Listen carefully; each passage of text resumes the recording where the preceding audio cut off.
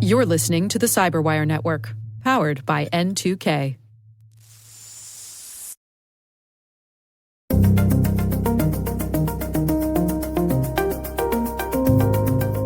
I think $1,000 for anyone is really kind of horrible. But there are incidents of folks losing hundreds of thousands of dollars to romance scams, for example. And when they're kind of clustered as billions of dollars of losses, or like users experience X, Y, and Z, it's really easy for us to forget that there are people behind these events. And the emotional impact, the mental impact is very, very real.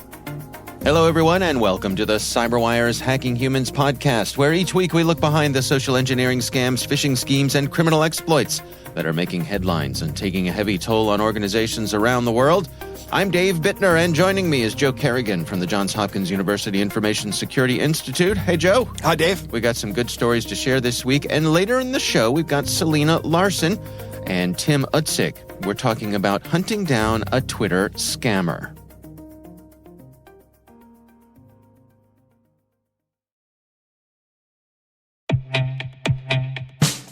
But first, a word from our sponsors at KnowBe4. We're not talking conspiracy theory when we say it's all connected. When it comes to InfoSec tools, effective integrations can make or break your security stack. Though not as common, the same should be true for security awareness training. Not only does KnowBe4 deliver the world's largest library of security awareness training, but they also provide a way to integrate the various elements of your existing security stack to help you strengthen your organization's security culture. Stay with us, and in a few minutes, we'll hear from our sponsors at KnowBe4 about how you can integrate security awareness with your tech stack like never before.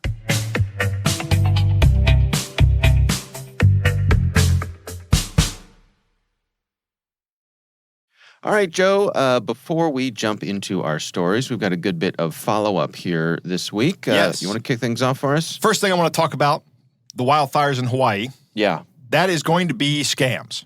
Right. Okay, so don't fall for those. If you're going to give money to Hawaii, if you want to help support Hawaii, the state of Hawaii actually has on their website places where you can go and give money. Yeah. You can also give to the Red Cross. They're helping. Right. I think the state of Hawaii is saying give to the United Way of Hawaii. Okay. That's what they're doing. I saw someone say, whatever you do, don't come to Hawaii. Yeah. we do not need you here. Yeah. We have enough people. Stay away from disaster areas until it's time to rebuild and they need volunteers, and there's a call for volunteers. There you go. That's when you go help. Yeah. But right now is not the time. Yeah. Okay. Steve writes in with some comments about the quiz I gave you last week from our last episode. Uh-huh. He says, I like the quiz you both presented in the most recent episode, and I laughed at the end because of that final question about Facebook, and this is about the Facebook lawsuits. When you read the question, I hit panic mode. Okay. I did get this email, and I responded to create a claim, but as you presented the question and discussed it, I freaked out a little and thought I might have fallen for a scam. Of course, it all works out in the end. I had a good laugh at myself and paranoia that can easily be induced from this business. Yeah. Yes. I think I came into this business with a bunch of paranoia, so I think I'm well suited for it. Yeah, a little healthy paranoia is not a bad thing, but you just got to be careful to not let it run away with you. No, that's right. I hope that we didn't scare you too badly, Steve. Yeah. We got an email from Jonathan Daigle, who wrote in, and he was commenting on a couple episodes ago, we were talking about some Google Maps scams, and that people had been able to go into Google Maps and change the phone numbers on things. Yeah. And evidently, Jonathan used to be a Google Map editor. Really? Yeah. So he wrote in, I'm going to summarize here, but he said that Google Maps gathers information from various sources, including user input through Google accounts. One method is through a community of map editors who validate edits. Users can also claim businesses to edit them directly, although he thinks that process has changed some over time. And unclaimed listings can be open to edits from anyone. So as I said, Jonathan was once a Google Maps regional reviewer, which is part of a volunteer group that approves the user-submitted map updates. Uh-huh. And of course, high-profile areas require a special approval, like you can't rename the White House or, Right. You need to have Yankee White clearance to do that. Right, exactly. So I would name it Casablanca. Yeah. So Jonathan suspects that the scammers altered the airline's phone number through some clever strategies in multiple accounts, maybe manipulating good edits before changing the phone number. And he suspects it involves some sort of organized, centralized scam. Probably. So, yeah. So interesting insights. And thank you, Jonathan, for writing in. We appreciate it. Thank you very much, Jonathan. All right. Let's jump into our stories here, Joe. Why don't you kick things off for us? Dave, they got me, Dave. Oh, no. My story comes from my own personal life. Oh, no. Now, I'm going to tell you, I have not suffered any losses. Okay. But I'm going to let you take a guess as to how they got me, and it's something we complain about on the show a lot. So Okay. I'm going to give you that hint. All right. So what was the mechanism through which they got me? All right. I'm ready. Take a guess. You just want me to cold guess? Okay, yeah, cold guess. Sorry. You're giving me no information. No information. And you just want me to guess. Yes. All right. Because if I give going- you any information, you'll instantaneously know how they did it. Okay. I'm going to guess that someone came at you using something that you are already interested in to pique your interest and lower your defenses. No. Okay. Close. You're close. Yeah, I mean, generally speaking, you might be right. So here's what's going on. Okay. My family, we're planning a family trip up to West Virginia, where my wife's family is from. Okay. So I have to rent a nearby hotel. Uh-huh. So what do? Get online to find one. Right. Now, Okay. I know there's a hotel right by the house where we're going to be gathering. Okay. So I say to the big machine in my phone, hey, I need to make a reservation. Hey, give me the website for this hotel. Okay. And I click on the link. Uh-huh. And I start making a reservation for the room. Uh-huh. Now, I'm looking at the prices of the room. My son is also making his reservation for the room Okay. because he's going up as well. He and his daughter are going up. Yeah. So I'm looking at the reservations. I'm like, these are some good prices, but they're not out of line with what I've seen before. You know, my daughter and her husband are saying prices are going up. And I'm like, hey, I'm not seeing that. And I say the price, and my son goes, that's a really good price. How are you getting that price? I'm like, I'm just on the website. Dave, I wasn't on their website. Okay. Now do you know how they got me, Dave? Yes, you clicked through the link. Yes, you I clicked on the ad. You did what you tell everyone not to do, Joe. I did. I went as far as entering my credit card information, and it comes back and goes, no, that credit card information didn't work. I checked the credit card information again and enter it again. Dave, I was persistent in my mistake here. Okay. And Have you canceled that credit card? I start to go, what's going on here? And I look up at the URL. I finally take the time to look up at the URL, and it has some BS reservation website. Okay. And I'm like, oh, no. And my son looks over and goes, you have a podcast about not doing this. Yeah. He's ever helpful, my son. I love the boy. but- Cobbler's kids have no shoes. Yes. He said, you didn't just, he says, what are you going to do about this? You're a big-time cybersecurity expert. Uh-huh. You're famous. And I say, well, you know what I'm going to do is I'm going to talk about this on the show. I see. So you weren't getting scammed. You were gathering content for the show. That's right, Dave. That'll make me feel better. There you go. No, so I'm going to give a shout out here to the credit card company. This was Capital One. Yeah. I have a credit card with them. Okay. I called them immediately after I realized what was going on, and there's a voice message. Did you use the phone number on the back of the card? I used the or did you Google phone it? number on the back of the card. That's exactly what I did, and that's what everybody should do. I'm like, I'm not falling for this one again. Okay. So I put the phone number, I turn the phone over, and I call Capital One, I enter my information, and they go, hey, we've noticed some recent fraudulent activity on your account. Uh-huh. And I was within like, the past yeah. 5 minutes? Yeah, that's right. Sure, that is exactly what has happened. So I get a representative pretty quickly, and the guy says, yeah, I see it here. They didn't approve anything, so Oh, good. I didn't lose any money. Capital One didn't lose any money. Right. They flagged it right away, and the guy said, we'll have a new card out to you very soon. Oh, good. The whole event is over, so it ends very well for me, right? We tell story after story after story where people lose money on this thing, on these Yeah. kind of things. I want to tell people, my main reason for telling this story is we have stories. In fact, our interview today is a very similar example of the courage that a lot of people have Yeah. We've had stories about people who have lost hundreds of thousands of dollars, and despite the absolute embarrassment, I'm incredibly embarrassed about entering my credit card information into a wrong site, right? But I would be remiss if I didn't come here and say things like, tell people, this happens to even the best of us, Dave.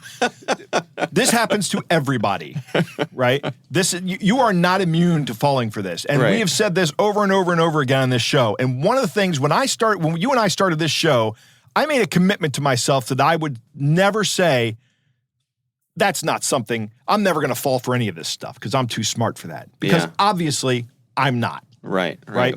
And I live and breathe this field, this career field. Yeah. This is pretty much all I think about. This happened to me. So if you get scammed, do not be embarrassed. I know, well, you're going to be embarrassed, but don't be afraid to share your story.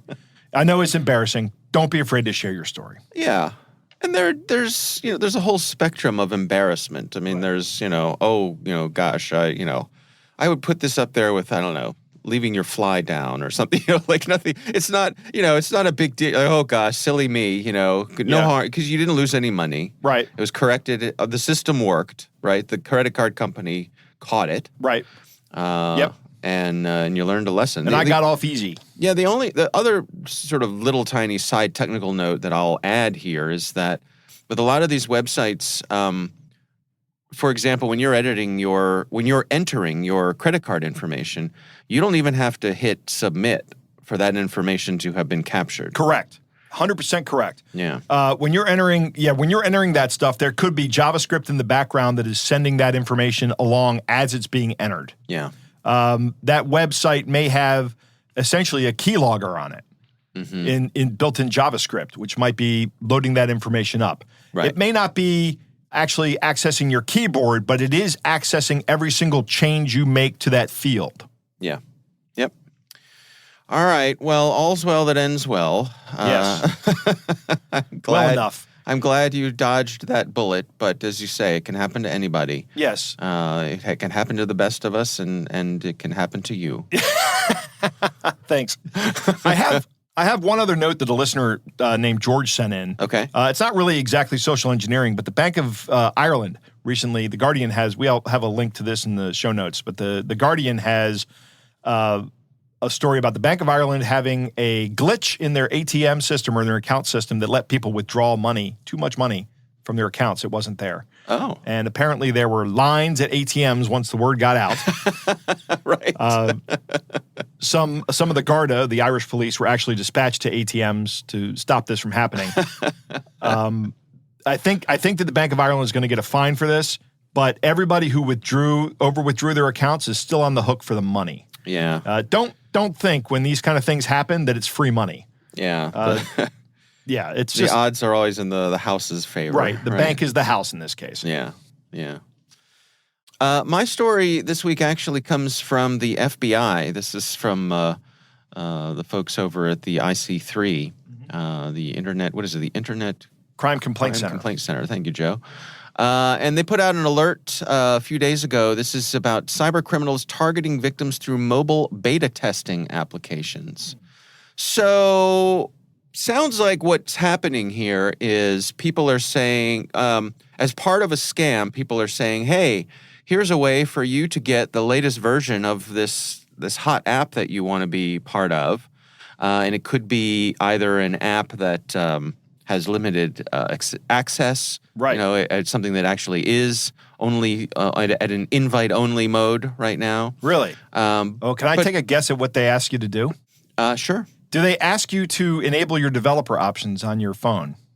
I don't know, and I don't think this article says that, but basically what this is getting at is that they're actually using the beta testing functionality built into, for example, the Google Play Store. Okay.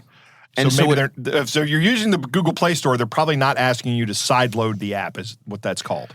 Right. So what this does is it allows you to load the app, but it will not have gone through the scrutiny that most apps go through, or that I guess every app goes through, either through Google Play or the Apple App Store. And so because of that, these apps can be full of all kinds of things that'll do all sorts of terrible things to your system. And so you have a false sense of security because it's still coming through the Google Play Store, but it's coming through the beta program of the Google Play Store where it has not been tested. Right. So this article has a nice list of some red flags for malicious apps that talk about it draining your battery faster than usual. That indicates that it's busy processing some things behind the scenes. If your computer's running slow, again, that can be linked to the heat as well. Right. Pop-up ads, a bunch of downloads, apps that request permission that have nothing to do with what that app actually does. Flashlight app doesn't need to know your location, right? And of course, the normal things: spelling errors, grammar errors, lack of details, pop-ups that look like ads, system warnings, reminders, things like that. So we'll have a link to this alert here from the FBI. But, it's a good reminder to be careful of where you're getting your apps from. Certainly for your mobile device, the best place is the official app stores. And, of course, on iOS, you can't sideload things unless you've jailbroken the device. Right, yeah. It's very hard to do that. Yeah, yeah. So does Apple have a beta program, or do they not let you do that? They do, yeah. They do have a beta program, yep. A developer can send you a link to be part of their beta program, and that allows you to load something that has not been reviewed yet. All right, so here's another example of somebody using a tool or a system that's intended to do things that are necessary and good. Yeah. Right? Like if I'm an app developer and I have a following of people that use my app. Right. And I have a group of super users who are on forums and all that stuff. I mean, these kind of apps are not the majority of apps, right? Right. These are a small minority of apps that have these kind of followings. But those users, you may want to select some users from that community to be beta testers because they love your product, they're familiar with your product, and they want to help you make a better product. Right. So these beta programs are important to have, but here's the but, it's something that can be abused. Yeah. And that's what we're seeing here. Yeah. So it'll be interesting to see if the app hosts, the app platforms, if they put in any additional layers of scrutiny in response to this, or if this is something that the folks it's interesting because what's happening here is the bad guys are spinning up a developer account. Right. And you can spin up developer account after developer account. Right, right. So maybe, again, it's hard to do at scale. Right, right. Exactly. How can we scrutinize the people applying for developer accounts? Yep. One by one. The solution here is going to be the problem. Well, I don't know. The problem here is that this solution gets pushed down to the user. Mm-hmm. That the responsibility gets pushed down to the user because of these big tech companies not being able to manage this at scale, as you say. So we have to talk to our folks and say, don't get roped into a beta program unless you are a real fan of this software. Yeah. And I think there is a social engineering component here because absolutely a lot of folks feel like, I'm being invited to this beta testing program. Makes you feel important. I'm elite. Yeah, I'm elite. So they get you that way too. Mm-hmm. All right, we will have a link to that in our show notes. Joe, it is time to move on to our catch of the day.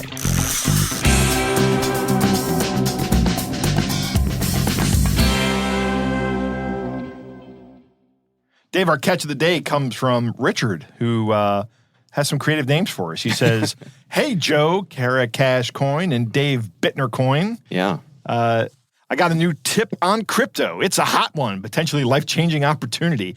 Cue the Wolf on Wall Street scene, the one where DiCaprio keeps reiterating that he gets 50% commission." All right, it goes like this. It says, "Hello, my name is Joseph Cole, Director of Operations at Crypto Dream. All caps. Some of my colleagues in other blockchain companies like Tether, Bitcoin asked me to look for a trustworthy person who has the capability to receive cryptocurrency that runs into millions of dollars when exchanged. They have many wallets whose owners can no longer be reached or identified. Some have died in the ongoing Russian-Ukrainian war by accidents or even natural disasters. without any next of kin in their mandates with the companies. If you can work with us, you will be entitled to 25% of whatever amount we move out per time. This deal can be concluded in a week with your cooperation. Revert very quickly if you think you are that person we are to work with. Best regards, Joseph Cole. So, what does revert very quickly mean? I don't know. Obviously, it's it's Translation error, translated. right? Yeah, It but means get back, go back very get quickly. back to us. Yeah, Yeah. it probably means get back, respond. It'd be interesting to know what language this came from, because this sounds like it's a colloquialism that doesn't translate well. Right. Right? Yeah. If anybody knows what revert very quickly would mean in this in another language, but it is a colloquialism, we'd love to know it. Yeah. So I don't know what happens here. This could be a just a kind of a play on the advanced fee scam. Yeah, I'll like bet if it you is. if you Yeah. respond to them, you say, "Yeah, sure, I can do that," and they go, "Well, send us some Bitcoin, and we know you're legit." Right? Yep. Could be that they're money muling you. Could be they're money muling you, Yeah. using you as a step in the money laundering operation, and they're promising you 25%. Yeah. Okay, that sounds great. If I get tied to this money, then that's going to be bad. That's going to end badly for me. Right. All right. Well, thank you, Richard, for sending that in. Of course, we would love to hear from you. You can email us. It's hackinghumans@n2k.com.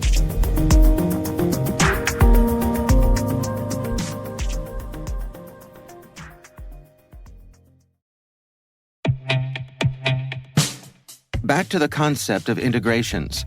KnowBe4's Security Coach uses standard APIs to quickly and easily integrate with your existing security products from vendors like Microsoft, CrowdStrike, Cisco, and dozens of others.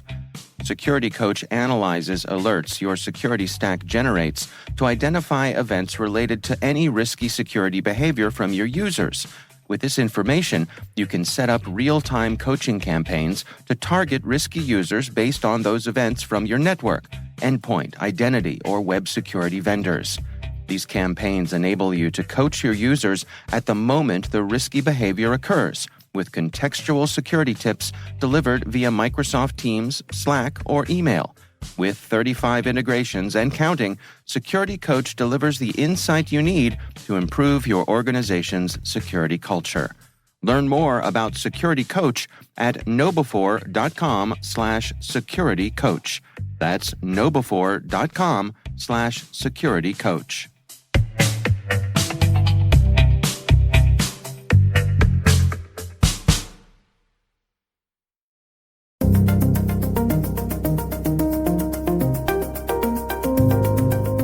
Joe, I recently had a really interesting conversation with Selena Larson, who is a threat researcher. I've interviewed her several times over on the Cyberwire. And a friend of hers, whose name is Tim Utzig, and he's a business analyst. Tim found himself victimized by some bad guys, and Selena used her magical powers as a threat researcher to help him track down the bad guys. Here's my conversation with Selena Larson and Tim Utzig. So Tim is a friend of mine. We are part of a running group where sighted athletes guide blind runners, and we've become friends through our running group. And one day he was telling me the story of how he got scammed by someone on Twitter, supposedly selling laptops. One of the accounts that he follows and is friends with was hacked and used as a way to sort of share the scam. I, of course, was really upset, and working in my day job as a cybersecurity practitioner, I thought, hey, this isn't cool. Let's see if we can potentially find maybe the folks behind this, see if we can get your money back, or at the very least, put together some resources for law enforcement so Tim can report the crime and we can provide some additional information that might help law enforcement in their search. Well, Tim, set the stage for us here. I mean, how did you fall into this? Where did it all begin? So when I was an undergraduate at Towson University studying journalism, I met a reporter named Raku Bako, who works for Masson covering the Baltimore Orioles. And from that, I began following him closely as a fan of the Baltimore Orioles. And without knowing his Twitter account had been hacked, he was selling MacBooks that were going proceeds to charity. and I was not aware he was hacked. I'm blind and use a screen reader. And so I missed some key details that kind of would have set off alarm bells for his account having been taken over. Fell for the scam and gave $1,000 to a person and via Apple Cash to a person that ended up not being the reporter. So just to be clear here, this reporter was unaware that his Twitter account had been taken over by scammers, and they were using that to pretend to be selling laptops? That's correct, yes. Yeah. So you find yourself falling victim to this. It must have been a terrible feeling. It was awful. It was gut-wrenching for several weeks. It was an awful feeling until I got in contact with WMAR from Baltimore and Selena, just telling her the story. I felt very alone until they reassured me that this happens to a lot of people. But for several hours, if not days there, it felt very alone, especially you feel stupid. You feel like, you should have seen warning signs. You talk to friends and family, and they saw that it was a scam being reported other places, but I didn't happen to see that. And it's so gut-wrenching as well, having disability and not being able to see some of the signs that were out there that my other peers would have seen. Yeah. So, Selena, Tim mentions this to you. Did you immediately leap into action? Tim told me what happened, and I pretty much did. Yeah. So I told him, send me screenshots, send me the articles, send me more information about the information that you have. I contacted a friend of mine who is an expert in social engineering and basically being able to track down scammers and see, try and identify people behind scams. And so I got with Tim. I got the information that he had, and then I coordinated with my friend who in the article is referred to as Steve. And we got to hunting through data, looking for information and trying to see if we could sort of piece together the puzzle of the fraud itself, potentially other victims, other incidents of this, what some of their accounts were, just a lot, trying to kind of piece together the overall scam in a way that we might be able to identify the who, the how, and potentially inform law enforcement. Well, it's a fascinating story. Can you walk us through the process that Steve used here to try to track these folks down? Absolutely. So when you are hunting fraudsters and working kind of against social engineers, you become a social engineer yourself. So what's really interesting is engaging with the actor. So initially, Tim gave us a phone number, right? So the initial contact was on Twitter, but it switched to iMessage. So all we had was a phone number. We texted that phone number saying, hey, I heard you're selling laptops. I'm interested in getting one. We got a text back from a different number. So immediately we had two indicators, right? Indicators of suspicious activity. So then we were chatting with the person saying, we're interested in this. In Tim's case, the cash transaction happened via Apple Cash.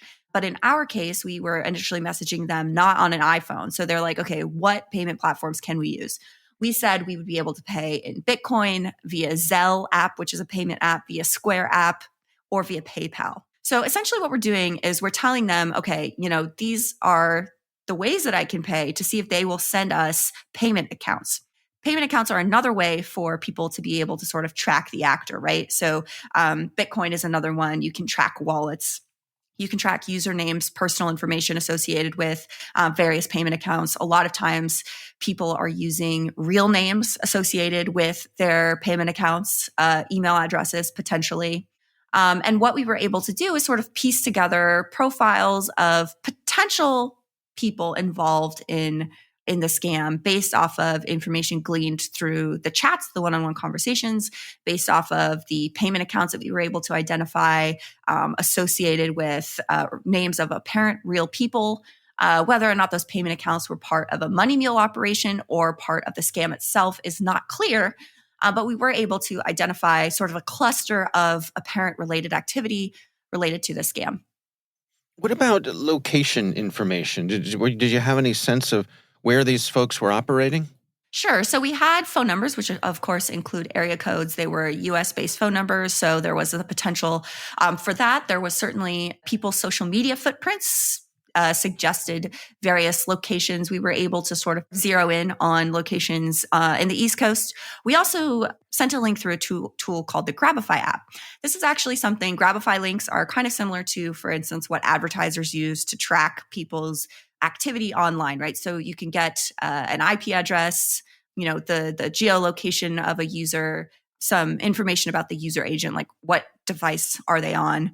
And so we were able to see someone click that. So at the time of click, we were able to identify that they were in the Eastern United States. And we were able to, again, get some additional information on at least the device itself and potentially associated with the user who is, appears to be at least somewhat involved in this overall fraud.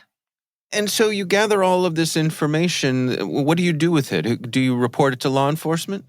Yeah, so there's an IC3 portal that the FBI provides and encourages people to report fraud. There also, and Tim can talk to maybe about this a little bit as well, but we also were able to, I worked with Tim to get a police report filed detailing all of the information that he had as well as the information that I had. Unfortunately, a lot of times these crimes go unpunished. There's a lot of fraud that happens. And if you look at public statistics of fraud, some of the tracking information, certainly the IC3 report that's published every year, there's hundreds of millions of dollars in losses, whether that's business email compromise, whether that's consumer fraud, romance scams, pig butchering is a big, big one. So there's obviously a lot of this crime that's happening, and there aren't great public statistics on whether or not they're prosecuted or whether or not, the people behind these activity are caught, basically. Mm-hmm. Tim, what was it like for you with your interactions with the DC Metropolitan Police Department? Was it gratifying? Did you feel as though they were taking you seriously? I felt it was a bit disappointing. I spent weeks, days waiting for responses that never came. When I first finally got in contact after about 3 weeks to a month with the person in charge of the financial crimes unit, he forwarded it off to what seemed to be someone junior down on the financial crimes team. And we went back and forth. He asked for details. Selena was involved in the conversation, giving him every bit of evidence we had. And since then, I've gone about 2-3 emails without a response and just figured they've kind of moved on. Yeah. I share your frustration in that it seems as though, I don't know if it's because it's not a violent crime, but at the same time, and you certainly feel violated, but it just seems like law enforcement isn't really set up to have any sort of nimble response to this. Absolutely not. And I try to explain to them the gravity of the situation, at least to me. $1,000 to some people might not be just but a drop in the bucket, but for someone like me who's pursuing graduate school and living in DC, it's a big deal, and to be taken advantage like that. And I wish something like this, they'd have the manpower to pursue things like this. But unfortunately, that wasn't the case, and it's very frustrating. Yeah. And you also reported it to the FBI's IC3, the Internet Crime Complaint Center? Yeah, absolutely. Selena helped me out with that. Selena has been a big help, her and her team, getting this reported all over the place and getting this to the point it's gotten today, and even being on this podcast here today. She helped me go through the FBI system, and we'll see what comes of that, if anything. Has there been much response after the story went live on Wired? I mean, being on this podcast today for me is a big deal.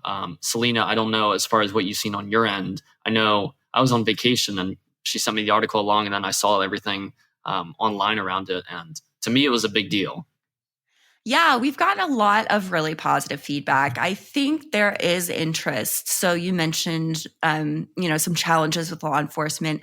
There is definitely interest in sort of, bridging some of those knowledge gaps, helping victims of these types of crimes. I know that there are a lot of folks in the community that, try and work either independently or through various nonprofits to help people who have been victims of crime, whether that's fraud, whether that's privacy and sort of surveillance, cybersecurity training for things like that. That might be more of digital threats, other types of digital threats. But the response has been overall really positive. I think as cybersecurity practitioners, people in the community, we very often lose sight of the people behind these crimes. Even in the conversations or the blogs that we publish or the tweets that we make, we call them users, right?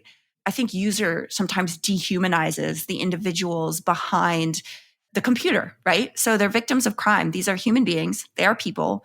And, every one of them is having a uniquely terrible experience. The impact really varies. For Tim, $1,000 is a huge loss. I think $1,000 for anyone is really kind of horrible. But there are incidents of folks losing hundreds of thousands of dollars to romance scams, for example. And when they're kind of clustered as billions of dollars of losses or like users experience X, Y, and Z, it's really easy for us to forget that there are people behind these events, and the emotional impact, the mental impact is very, very real. And so I think that that's been, at least for me, a lot of the positive feedback I've seen is really giving humanity to cybercrime. And Tim was very, very generous in sharing his story. I know it can be really hard for victims of crime to come forward and discuss it. And Tim has been extremely brave, extremely forthcoming, helped me learn a lot about his end of things and the experience itself. And also, hopefully, our story can help other people realize that A, this stuff happens, and B, it's okay to talk about it. C, you're not alone. Yeah. Tim, help us understand here, as someone who is blind, I think a lot of us don't realize the types of things that you experience when you're interacting with technology. And some of these things may put you at a disadvantage when it comes to being able to spot these scams. Absolutely. I mean, first and foremost, technology is not made for people with disabilities, and therefore technology is not made for people who are blind and visually impaired. And being blind is a spectrum. So these things have been retroactively added, things like Zoom, things like VoiceOver just on an iPhone, and later on things similar nature on Android. But it still is not completely proof for people with disabilities. I constantly have to find myself going into the Apple store on Apple support, each coming iOS update, trying to talk about why VoiceOver now won't read text messages or read articles or will just glitch out every other month. And someone who's sighted doesn't have to go through, why can't I just use my phone and read text every other month? And so these are things that people like me have to think about. Now, granted, technology's in a great place these days where it was being blind 15, 20 years ago, but it's still frustrating. And when you have to use something like VoiceOver and say reading a picture, not all things have alt text that a screen reader will read. And so if there's something off about a picture, for instance, and it doesn't read the alt text, then you could be misled as to what that picture is actually presenting.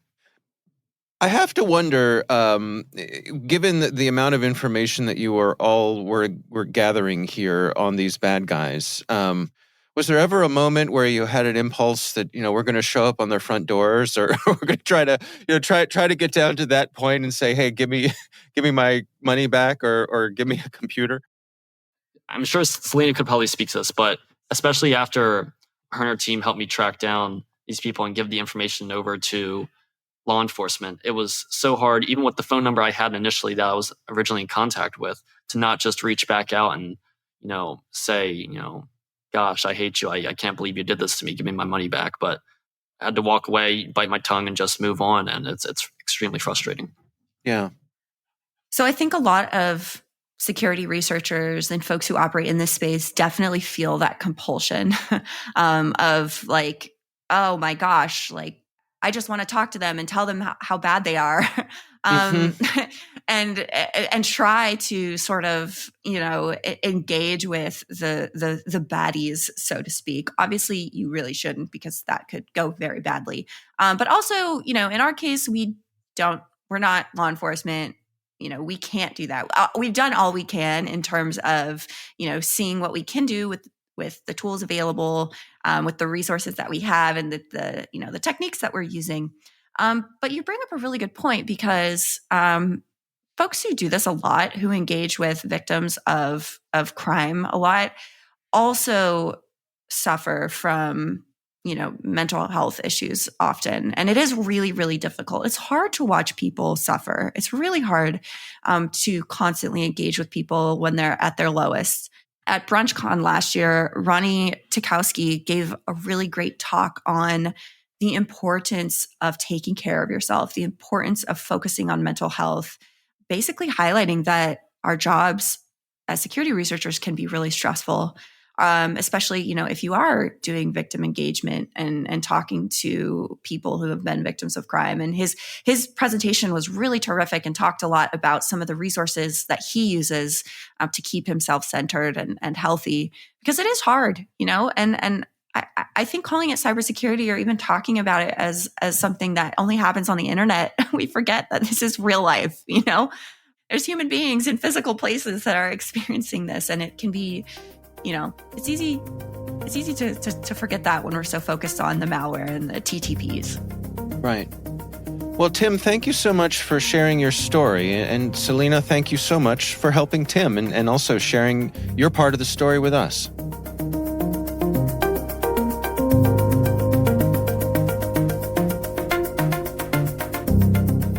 Joe, what do you think? First things first, Dave. Go O's. You started off talking about being Orioles fans and watching Masson. There you go. Now that I've said that, watch the Orioles fall out of first place, and it'll all be my fault. Like I said before about my story, in my story, Tim coming forward is courageous. It's hard to do that, especially when you actually lost money. So I thank you, Tim, for sharing your story. This is very important that you do. I'm glad that you enjoy being on the show. And if you're listening to this, you have my undying admiration for coming forward like this. Yeah. This starts with a Twitter account takeover. This is why I keep saying to people that you have things of value. Even if you don't think that you would fall for a scam, the fact that someone thinks it's you may cost somebody money. Mm-hmm. And how's that going to affect your relationship?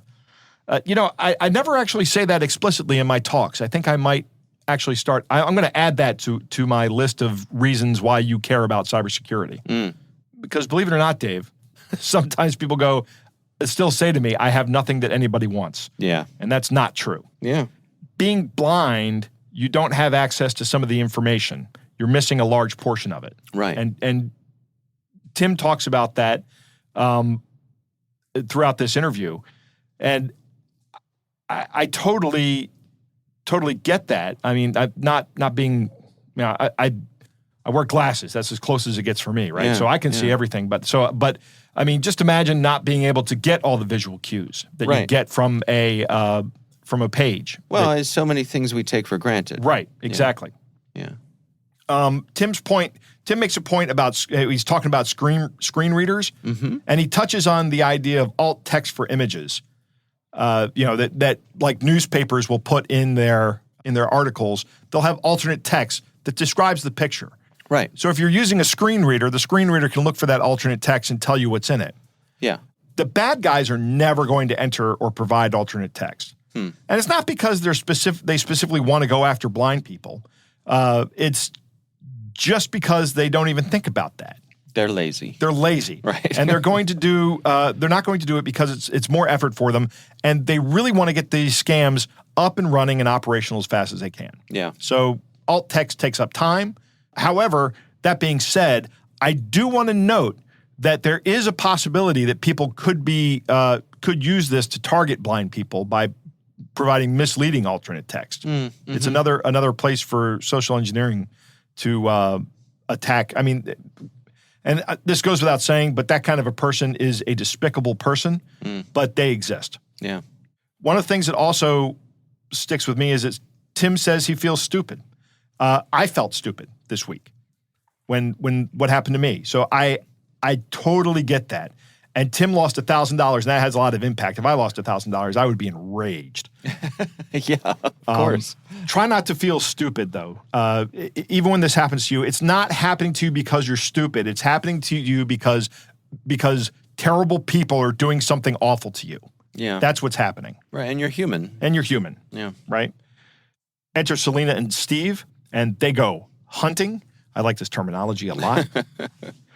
They start interacting with the scammer, and I like that they're interacting with the scammer, trying to social engineer him. That's pretty good. They then start gathering a bunch of information about them. They use the Grabify link that lets you find out where they are and find out that they're kind of operating close by on the East Coast of the United States. Yeah.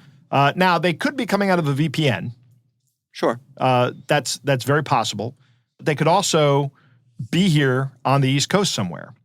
And they build up a collection of information that they can then hand over to law enforcement. Now, Tim talks about his interactions with law enforcement and says he finds that he is disappointed with law enforcement, to which I say, shocker.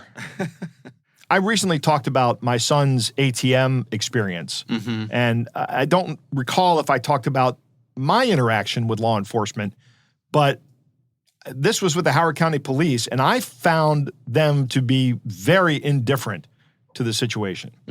Now, the loss to my son, actually to my son's bank, was $400. Yeah. And they made him whole. So it wasn't a big deal.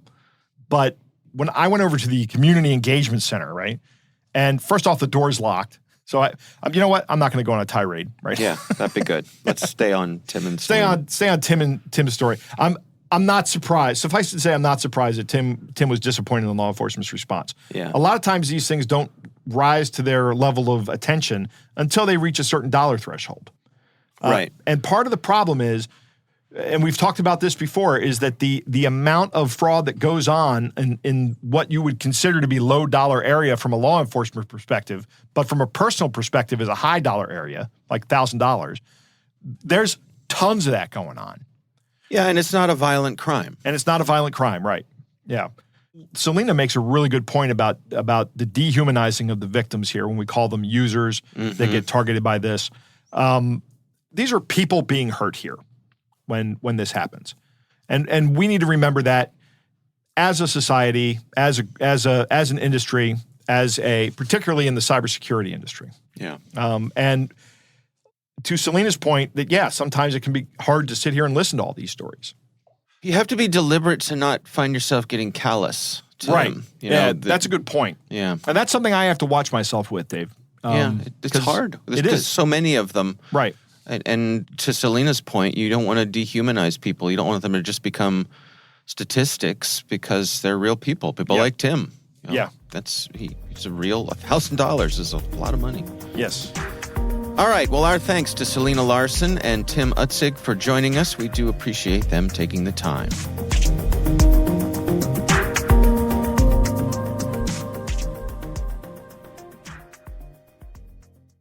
We want to thank all of you for listening, and of course, we want to thank our sponsors at KnowBe4. They are experts at enabling a fully integrated approach to security awareness training.